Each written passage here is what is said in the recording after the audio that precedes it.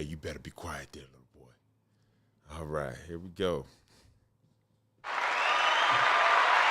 what's up, YouTube? It's your boy, Joey, real estate from Dallas, and we're doing our first Dallas real estate meetup. And let me introduce my guests. I'm here with a lineup of real estate investors and a real estate agent slash investor, Chantel. And just you guys go ahead and introduce yourselves.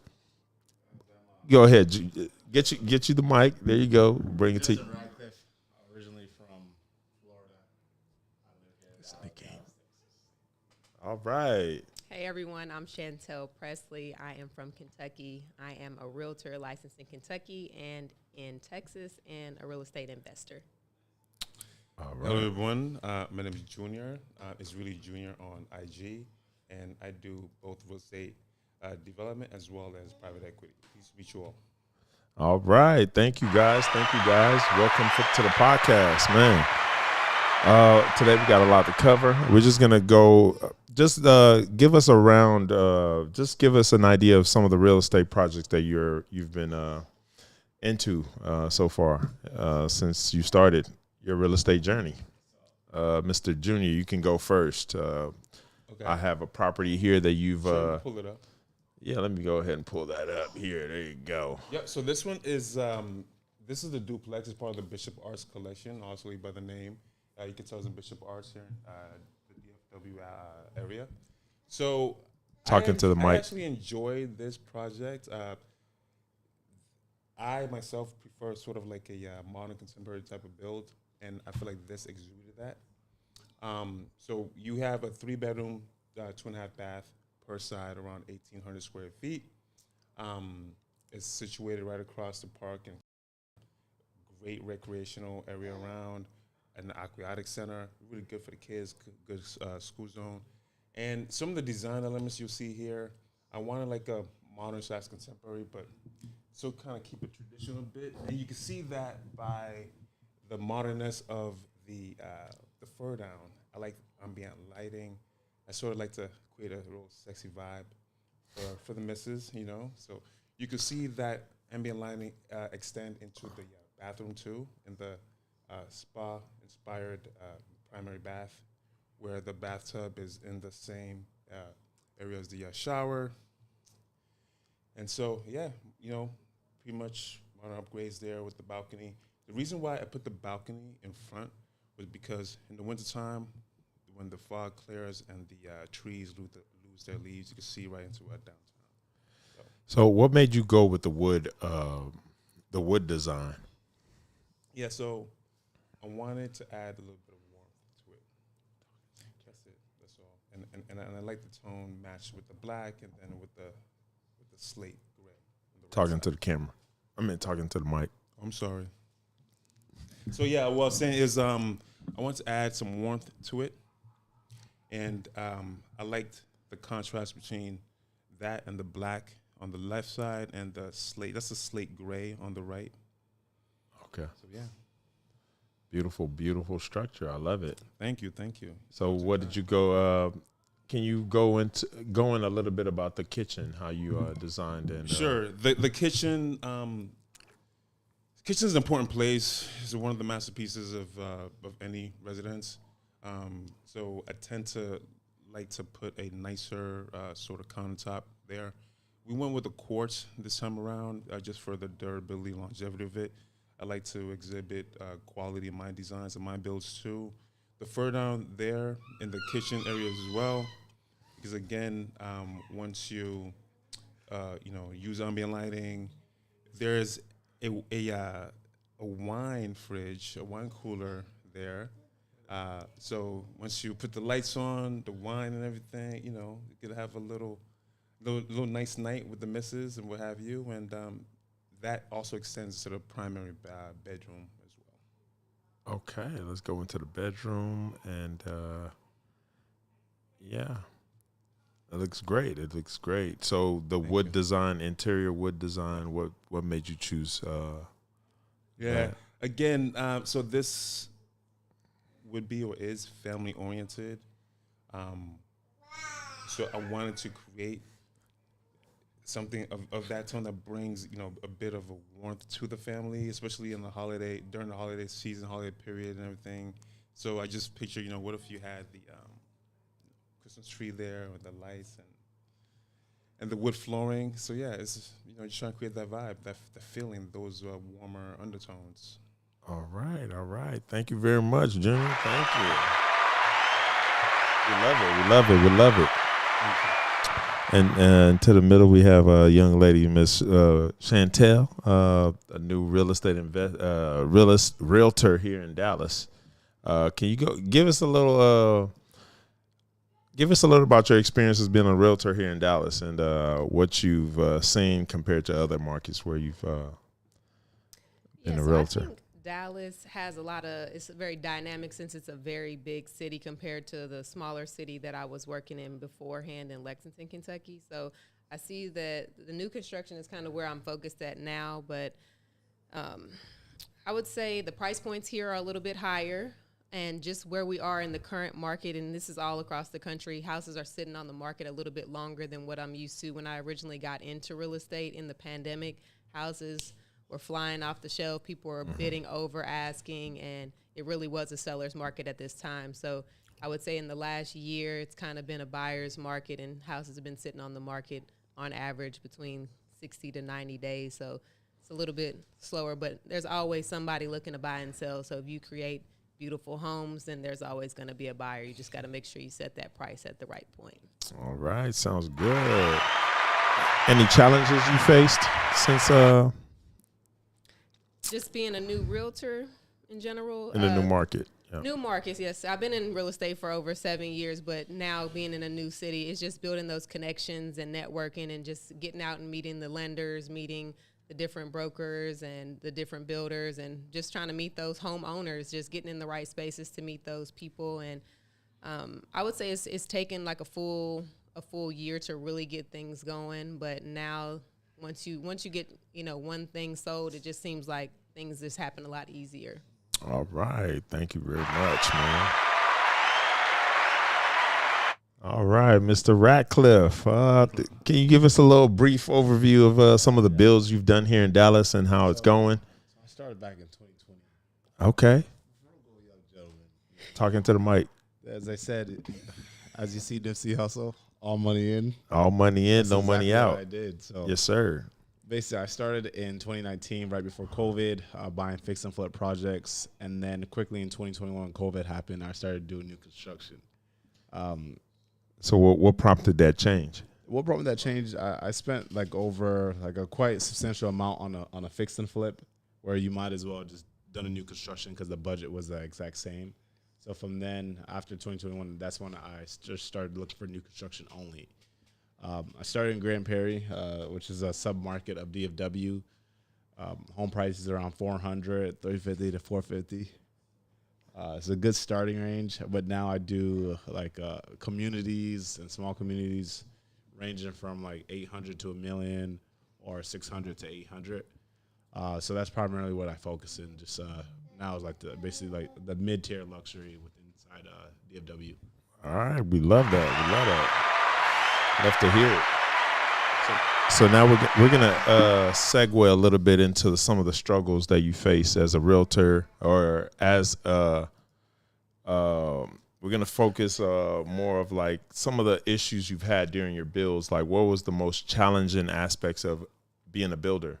What challenges did you face as being a builder?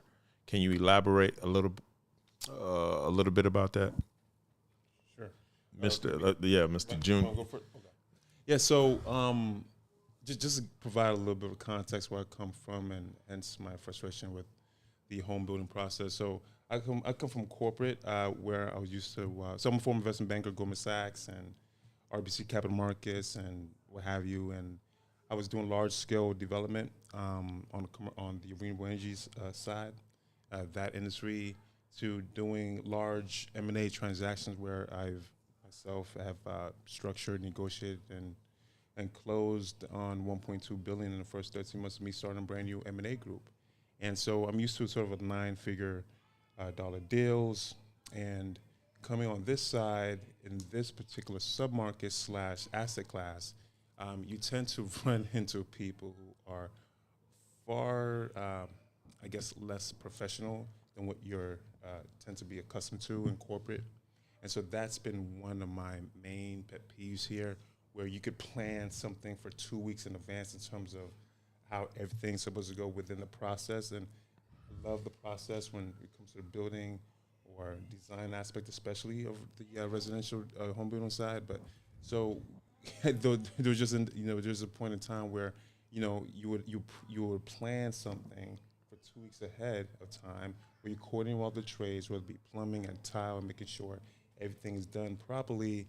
And then on the day of, the plumber acts as if you never had the discussion of all those plans 2 weeks prior. And it's like that level of detail is important to have, but it becomes all the more frustrating to execute upon if you're working with people who just aren't as focused or willing to execute on your time or work with you.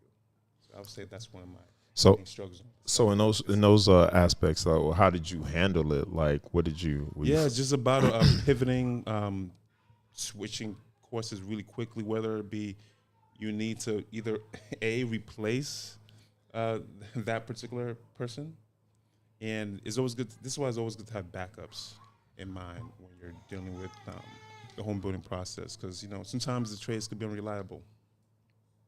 Okay. How about you, Mr. Ratcliffe?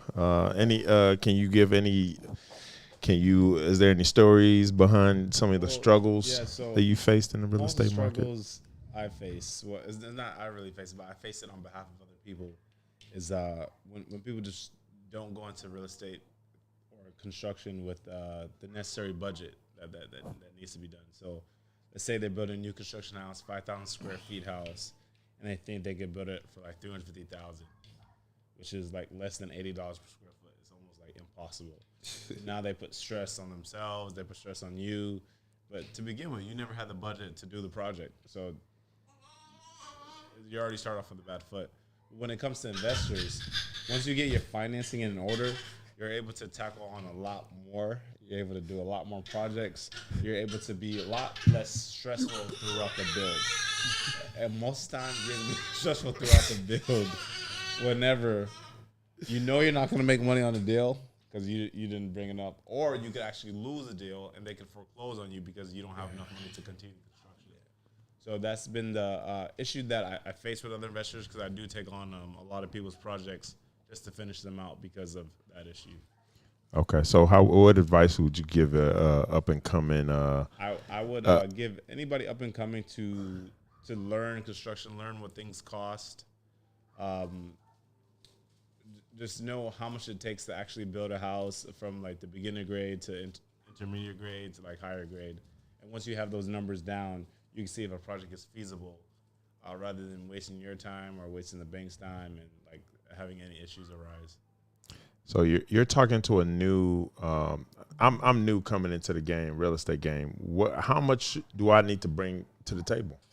I think if you're coming to the real estate game, you need to have at least $50,000 to $80,000. That's going to be your down payment and some of the reserves. But Justin, I don't have that much. What do I do? So the only other way you do it is through business funding, which we offer that through mentorship. If you want to give you funds, for you to start your first. Tell us about your mentorship and your mentorship program, and how can somebody find you? Okay, for my mentorship, I've been running it since about like 2 years now, and we provide people from the necessary from like A to Z to learn construction from the beginning all the way to the end. Includes basically like a 16-week course, so 16-week time frame for the amount that you take to actually build a house. We give you contractors or resources, anything you need to be successful in the build. You can reach me on Facebook, Justin Radcliffe, or you can reach me on Instagram, which is Firstland US. So First LAND US on Instagram. All right. Thank you very much, Mr. Radcliffe. All right. You guys want to share any stories that might be interesting that people would want to know about? Yeah. Talk about the theft. I think that was one thing Ooh. that Yeah, has talk about happened during the new construction process for a lot of people, that you have to budget that in. You have to know that there's a part of your budget that you have to factor in loss. That could be for materials, that could be through theft. But it's an annoyance that you have to deal with. When you have a new construction going up, people have eyes and ears and they know that there's new construction going on. So there's very expensive materials, HVACs, windows, doors, whatever you can think of. Countertops could be in the property. And if that property, even if it's secured, locked up, people will bust your windows to get inside to potentially steal some of your materials. So that's something that you have to think about. Do you want to put a full-on fence around your property, have a security camera? You have to frequently stop by to check on your property, because the option for people to go in there and steal is always present. Definitely. So going into the real estate game, like what do you think people should look out for? Are there scammers out there? People take your money, or what kind of things should people look out for if you're trying to get in the game and trying to avoid losing your money? This would be more of a Justin question. If you want to avoid scammers in the real estate game, we know there's a lot of them. So I'd say it's very hard to avoid scammers in the real estate game. Most of your contractors that you deal with, they either, like a lot of people in this trade, they either come from like a troubled background, or they're like past criminals, and contracting is the only thing that they came to be, and they changed their life around. But you also have scammers when it comes to people selling properties. So, for instance, you'll have some land that's paid off. Somebody will do a fake deed and forge your signature to sell your land to somebody else. And that thing goes through all the time. All you need to do is go to the county and just file a deed. Now the land is technically yours. that's crazy. So, It's so hard to. The only thing I'd say is to get a good owner's title policy. What an owner's title policy is, it's a policy that you get at the title company whenever you close a transaction. And I advise everybody to close everything at a title company and not just like, hey, sign this and give me money, unless it's like a trailer home. Yeah. All right, thank you. What about you, Mr. Junior Aguaze? Anything you faced in the real estate game? Somebody scammed you? Anything to look out for? I faced theft, unfortunately, with one of my builds. It was actually the duplex at 850, matter of fact. But it's it's just things you deal with. It is an annoyance, just like Tully just mentioned. Like, they broke apart the HVAC unit, i.e. the condenser. This is, maybe months and months after completion, where also at the finish line, houses getting views and everything, and then they do this. So it really is unfortunate, but I guess just part of the game. Just gotta roll with it. Yeah. All right. Let's close this out. Any last thoughts you want to drop for anybody watching that's interested in getting into real estate? What they can do? Any advice? Any of that? Yeah, I'd say, guys, if you guys are interested in real estate, make sure like all the content that you consume is what is your goal that you want to achieve in life. Whether it be real estate, building, development, wholesaling, or being a realtor. So just learn from as many people as possible, seek mentorship, network, and meet as many people as possible. It's always done good for everybody that I've ever known. Yeah. How about you, Telly and JR?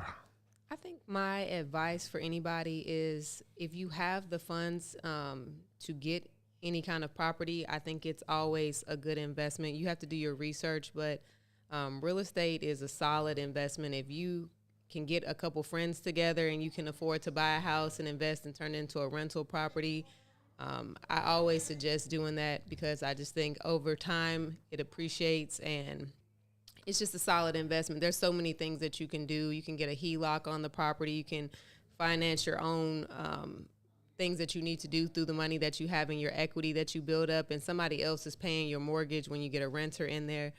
So that's kind of how I made my bread and butter in Kentucky, was really just getting investment properties, and those are getting paid down year by year by tenants that are in there, and I'm cash flowing, but I know it might be hard to cash flow now, or maybe you can get a good deal now because it's a buyer's market. So this might be the right time to get an Definitely a buyer's investment market. property. Yeah. So get into it. Contact me if you're looking to buy or sell here in DFW. Where can we reach you at? You can find me at Telley, Telley, Sales Real Estate on Instagram. All right, we love to hear it. And so, just to build upon what everyone here has been saying, if you're really interested in real estate, definitely continue to become or be a student of the game in terms of learning, diligence, execution. And execution can come in many shape, different forms, what have you. But whether it be just studying something on the daily or weekly basis that's going to help you further advance your goal into the real estate game or / industry, then that's something you should do and try to execute upon that. And then, meet as many people as you can and just learn as much as you can too. And it's really Junior on IG and at Bell Vista Investments, also on IG and Facebook. All right, thank you very much. And that's it for our show today.